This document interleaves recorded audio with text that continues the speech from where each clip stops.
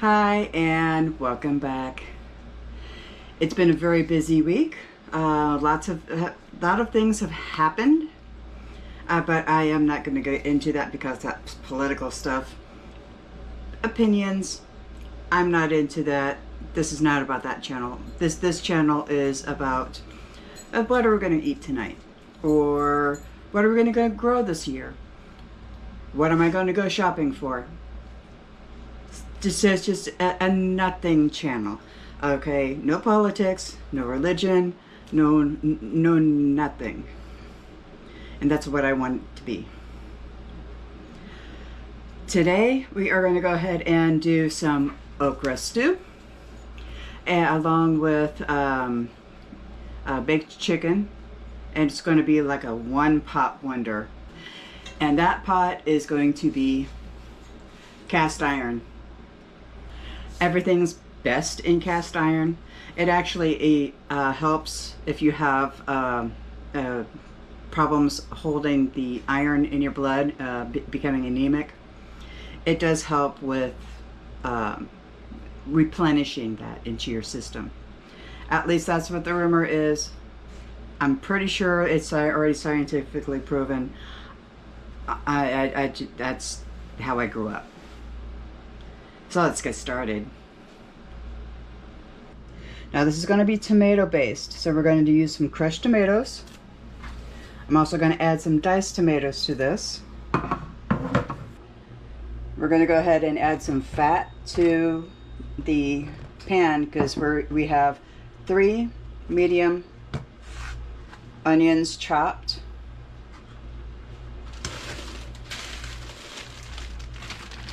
2 bell peppers, 2 Hungarian hot wax peppers, because we're going to make this a little bit spicy.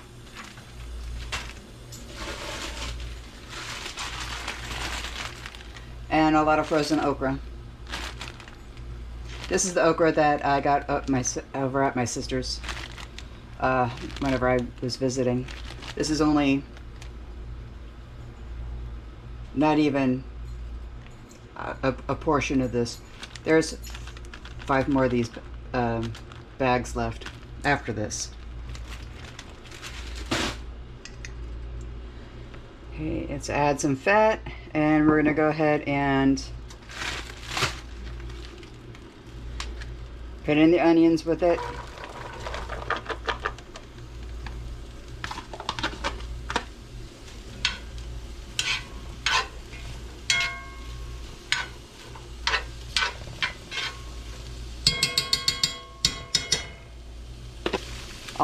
Along with the peppers.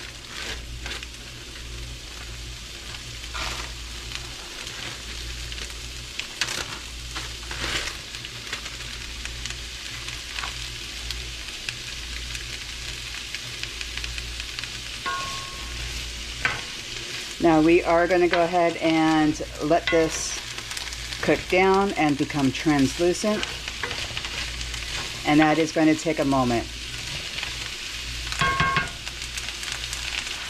Now that this is cooked down a little bit, we are going to go ahead and add some salt and pepper.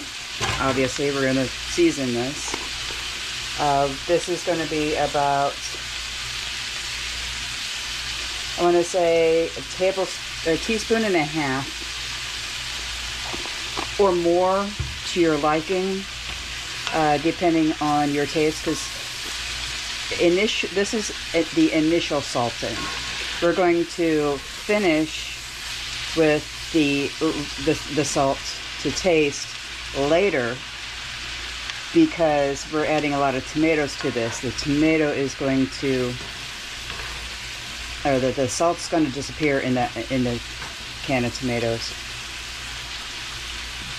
And the grease that I am using is high quality bacon grease that I have saved.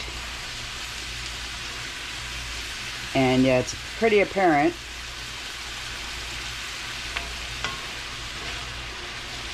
It just adds for the flavor.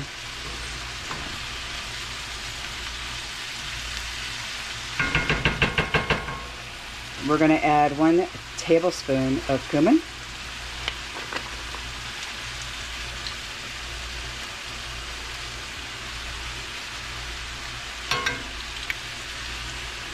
1 teaspoon of what's called Lindy pepper or long pepper.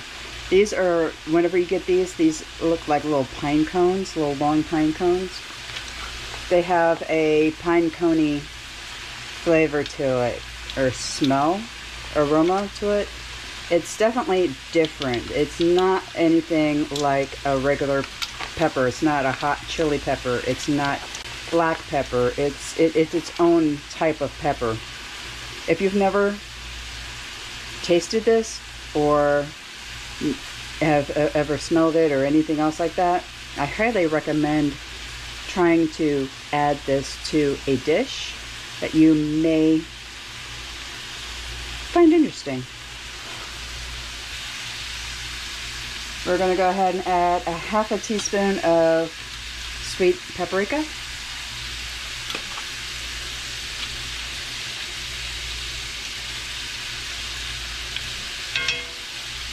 One teaspoon of thyme.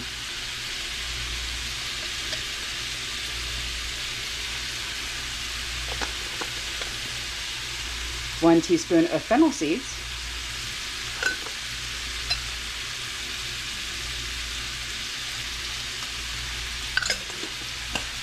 And a handful of parsley. It's about 2 tablespoons.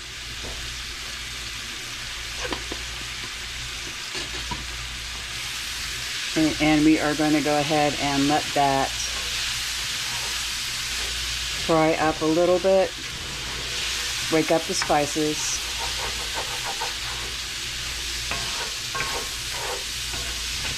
Because we don't want to add the spices to the tomatoes. We don't want to lose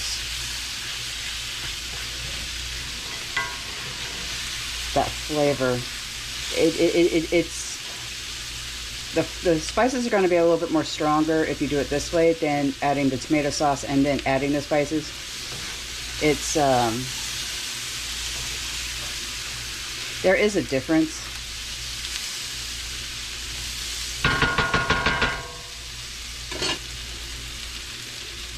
Can't forget the garlic.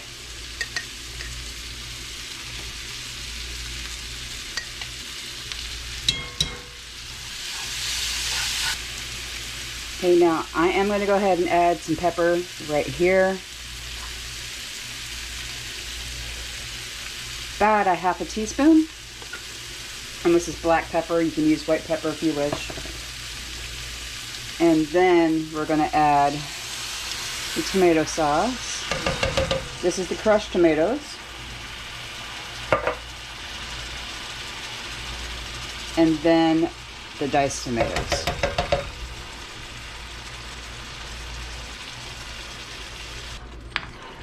And we're going to go ahead and let this meld for a moment. Then we're going to add some chicken to this and then pop everything into the oven at 350 for about 50 minutes. That's 50. And 350 is Fahrenheit.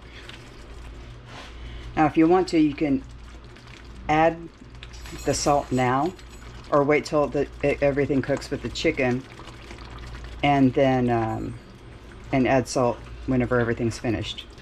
While this is in the oven, you do want to go ahead and make some rice.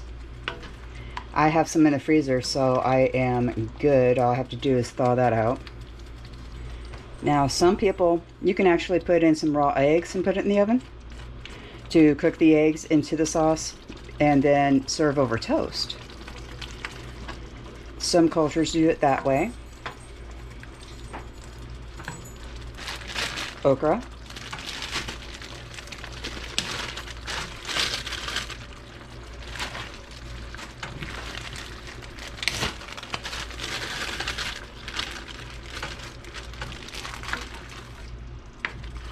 Now this can be just a side dish. You can go ahead and just cook this off and you know, serve it as a side dish with gumbo.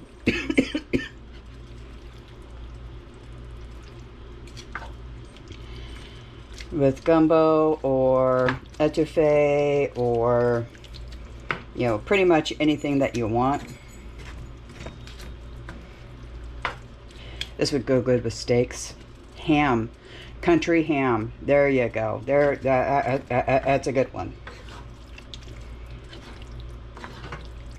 What I'm going to go ahead and do is I'm going to put some of these in a Tupperware, put it in the freezer for later, because I do want to do this for, you know, multiple meals. This also gives room for the chicken.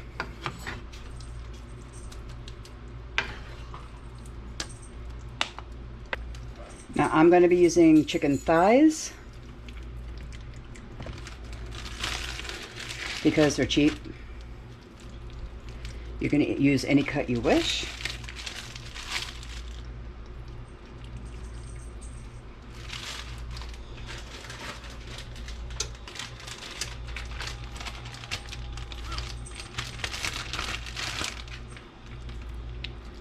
Try to get as many in here as possible, because whenever this bakes, it's going to bubble up.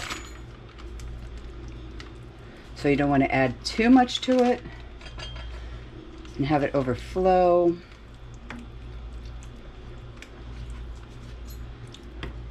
If you're worried about that, put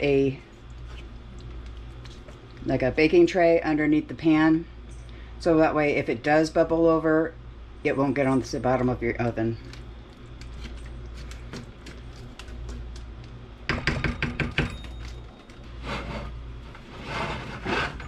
And in the oven we go. Oof, this is warm. This is heavy. Oh, there we go.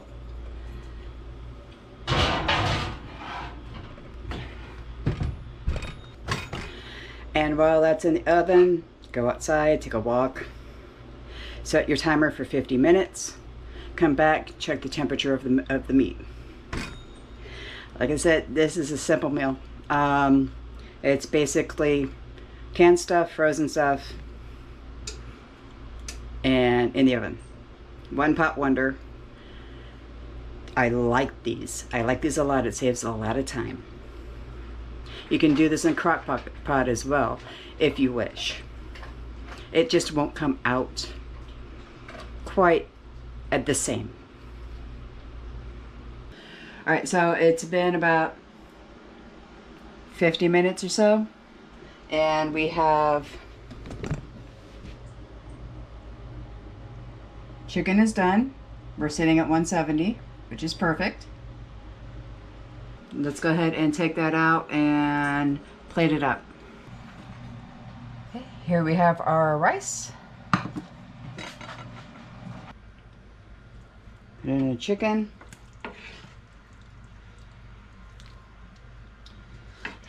And the okra stew.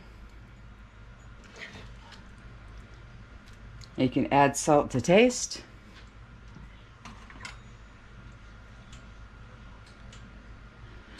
And we have dinner. All right, so that's all I've got this week. Nothing really happened this week. I mean, it was really nice fall weather here at the beginning of the week, and then it started getting hot again. So we were in what's called false fall. Texas has a few of these before we actually get into the 2 days of fall that we have, and then the 3 weeks of winter. Everything is ripening. I still have okra coming. The tomatoes are ripening, and I still am picking bowls full of figs, which I'm going to be doing something with. Now, with the new toy that I have, it is a quilting frame. It's the one of those big ones that have the handles that you move around and you can free quilt things. It is huge. It's about 4 feet long, and I am trying to figure out how to set up some sort of camera angle that I could do. I may actually need to purchase an external table because it is that big. But I am still working on it, playing with it, trying to figure it out. whenever I get that, I will go ahead and, you know, make a tutorial of me learning how to machine sew a quilt. In the meantime, thank you for joining. Hope you enjoyed. And we'll see you next time.